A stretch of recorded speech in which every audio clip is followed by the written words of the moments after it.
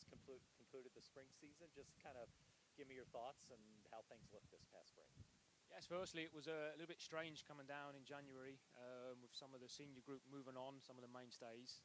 Felt a little bit unusual walking in the locker room and seeing, 7 or 8 familiar faces who weren't there. But we got together as a group, sat down, talked about our goals for the spring season. And the main goals for us were the fitness levels, the accountability, and getting the players who were all fantastic players, some of the best players we've ever had here at Charlotte. Some of the guys who've waited for their chance, who've been waiting in the wings, some of the guys who we've overlapped in. And it was just right now, we've got an unbelievable core group of players. Now can we get you guys playing the Charlotte way, really buying into this identity and culture that some of the old guys who moved on really did. And that was the challenge for the guys, and I have to say they were incredible all spring. It's fantastic. And we massively outscored our opponents and only allowed a couple goals, and that was to the local pro team. So you got to be pleased with effort on both sides of the ball. Sure, yes, like we do Charlotte way, we want to be a team that's very, very tough to play against. We want to pride ourselves on our work ethic and our starting positions and that accountability to each other to put in the work and do the shift for the guy next to you. And that tends to manifest itself in clean sheets and stop limiting your opponents to efforts on goal and goals on you. And yes, we conceded. I think the only 2 goals were to the Charlotte Eagles, and both of those were from set pieces, which we know we have to do a little bit better at.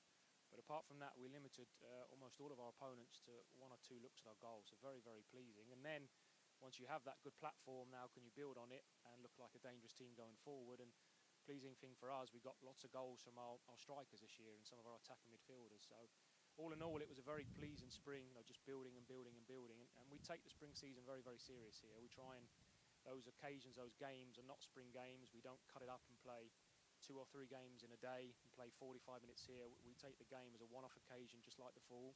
We prepare all week for it. We come in, we go through the same routine we will in the fall, and we commit to those 90 minutes or overtime, whatever it takes, to try and win and try and impose ourselves on the opponents. So.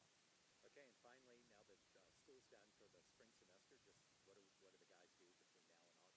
Between now and August, well, it's very secular, the college season. Every 4 years you lose players and you bring in new players, so we'll have a new crop who will be joining us again, some new guys.